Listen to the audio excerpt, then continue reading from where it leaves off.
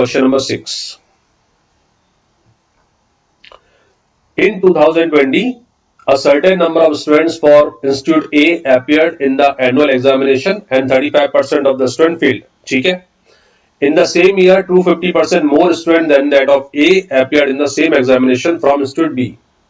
Alright, जितने लोग A में appear होते उसका 250% ज्यादा B में appear हुआ, है ना? B से appear हुआ B इंस्टीट्यूट से. 70% of the total student of A and B passed the examination.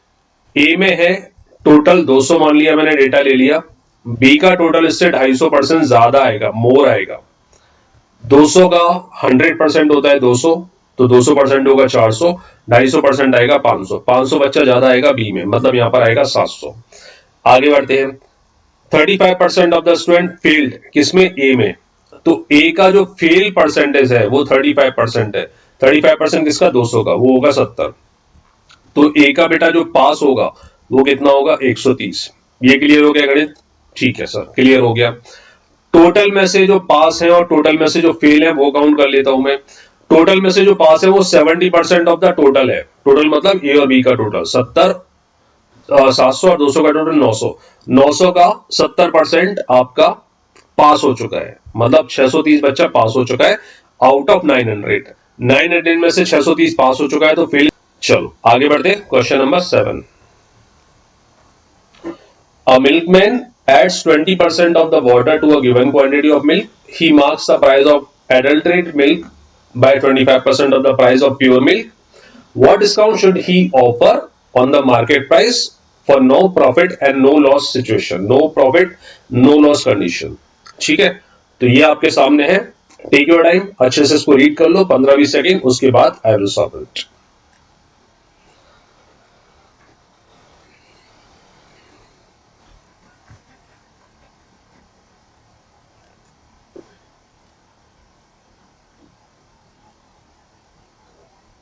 ए को आपने 200 लिया था, बी को आपने ले लिया कितना? 700. क्यों लिया? क्योंकि इससे 250% ज्यादा है. यहां तक तो कोई दिक्कत नहीं है. ए में फेल बच्चा हुआ 35%, जो हो जाएगा 70. तो ए का पास कितना हो जाएगा? 130. यहां तक भी कोई टेंशन नहीं है. टोटल का पास बच्चा है इन दोनों के टोटल का 70%, मतलब 900 का 70%, 630. तो टोटल का फेल जो आएगा, टोटल का फेल आएगा, मैंने 700 और 900 का 200, 900 का में से 630 पास हो रहा है, तो फेल होगा 270, जिसको मैं 170 लिख रहा था. तो यहां पर एक बार थोड़ा सा करेक्ट कर लेना, राइट? तो ये हो जाएगा आपका 270. ठीक है, सही करें ना. 900 था आपका डेटा टोटल, उसमें से 270 यहां पर आ गया, यहां तक कोई टेंशन नहीं. 270 में से 70 यहां फेल हो गया. ठीक है, तो यहां पर कितना बचा? 200. अब क्वेश्चन क्या पूछा है?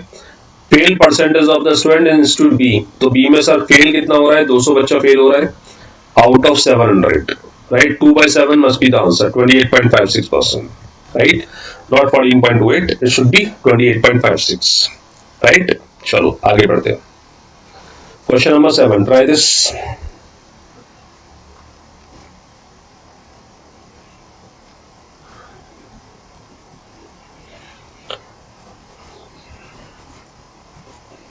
चलो करते solve. A milkman adds 20% water to a given quantity of milk.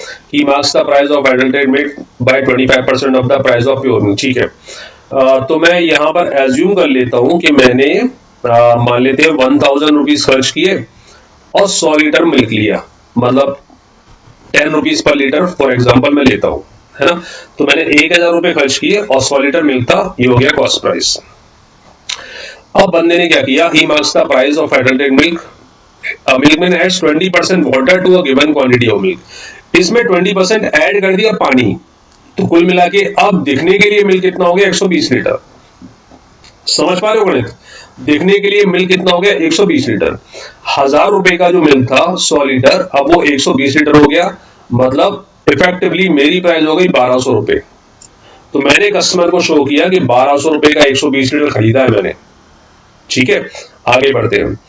He marks the price of adulterated milk. जो adulterated milk है उसका प्राइस उसने 25% से मार्कअप कर दिया. 25% से मार्कअप लगा दिया।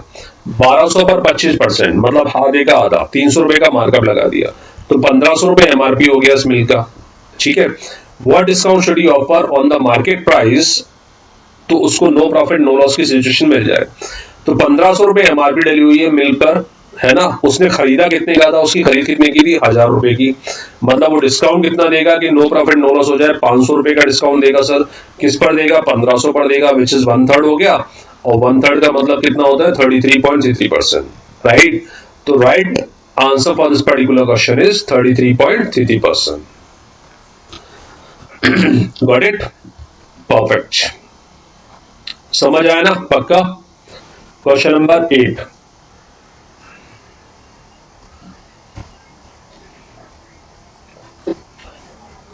a shopkeeper gains 20% by selling an article at 25% discount on its market price. If the cost price of the article increases by 20%, how much discount percent should he give now on the same market price to get a profit of 8%?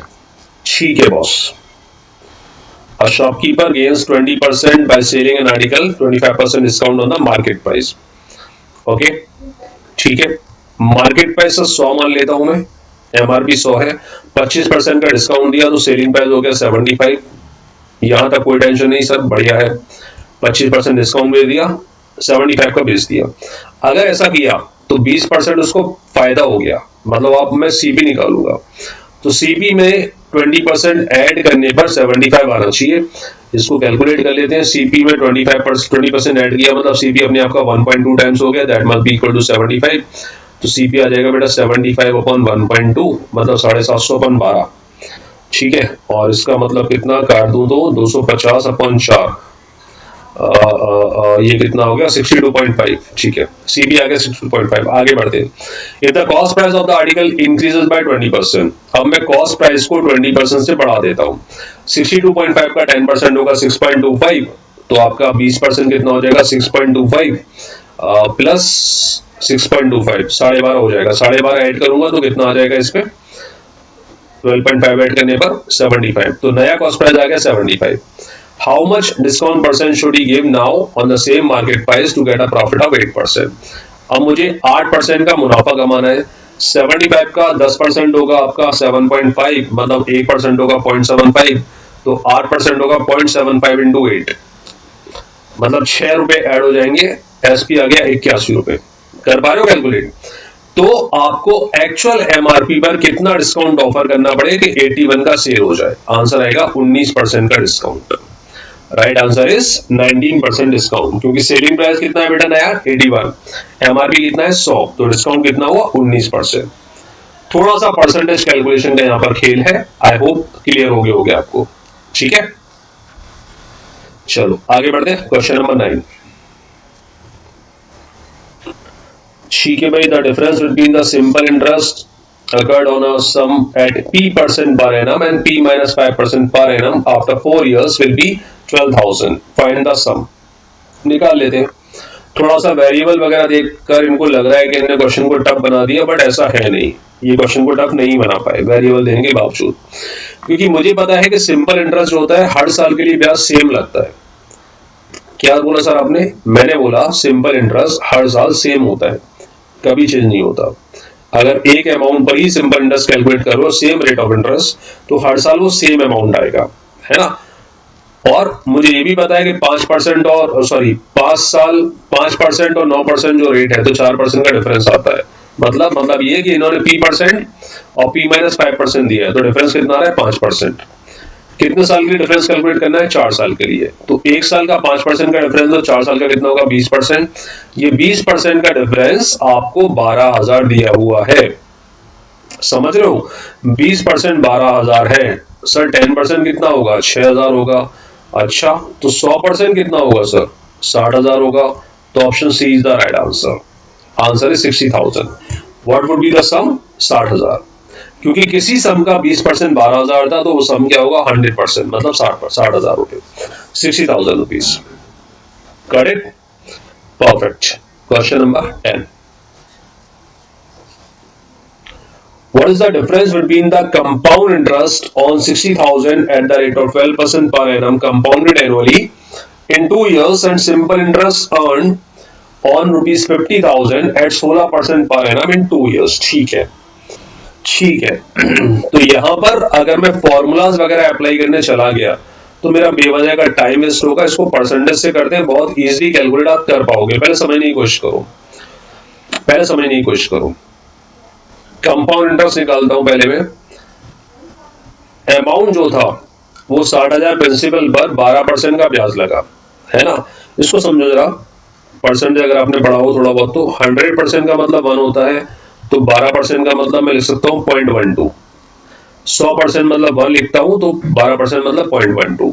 तो 60,000 रुपए पर 11% का ब्याज लगा, मतलब amount हो गया 1.12 times. कितने साल के लगा? 2 साल के लिए। कंपाउंडिंग मतलब मल्टीप्लाई, तो 1.12 इंटू 1.12 CI हो गया ये पूरा amount minus principal amount, principal value. ये समझ गए? निकालिए फटाफट। 60,000 कॉमन आ जाएगा, ब्रैकेट में बचेगा यहां पर -1 आएगा क्योंकि कॉमन आ गया। 112 का स्क्वायर होता है बेटा 12544। अगर आपको स्क्वायरिंग अच्छे से आती है तो आप ये कैलकुलेट कर पाओगे। 112 का स्क्वायर होता है 12544। नहीं आती है तो मैं आपको बता दूंगा, एक अलग से वीडियो डाल दूंगा सेपरेट वैदिक मैथ्स का। तो 1.12 का स्क्वायर होगा 1.2544। ठीक है, मतलब 60,000 इंटू 0.2544 ये आ गया आपका कंपाउंड इंटरेस्ट। फटाफट कैलकुलेट कर दो, सारे जीरोस कैंसिल आउट हो जाएंगे क्योंकि पॉइंट लगा हुआ है 4 डिजिट के बाद। 6 से सीधे मल्टीप्लाई करते हैं, 4 आ जाएगा, 2 आ जाएगा, फिर 4 और 2 6 आ जाएगा, फिर 2 आ जाएगा, फिर 30, फिर 2 आ जाएगा, फिर 3 आ जाएगा, 15,264 ये आ गया CI। अब मैं निकालता हूं 2 साल का सिंपल इंटरेस्ट। वो सिंपल है, 1 साल के लिए 16% का ब्याज लग रहा है तो 2 साल के लिए कितना होगा? 32%, क्योंकि ऐसा ही सेम रहता है। 1 साल के लिए 16% तो 2 साल का 32%। 32% आपको निकालना है 50,000 का। 50,000 का 32% कितना हो जाएगा? 16,000। राइट, तो ऐसा ही आया आपका 16,000 और CI आया 15,264। इन दोनों का डिफरेंस निकालना था, इन दोनों का डिफरेंस होगा 736 रुपए। तो option 736 is the answer. Difference is 736। Done.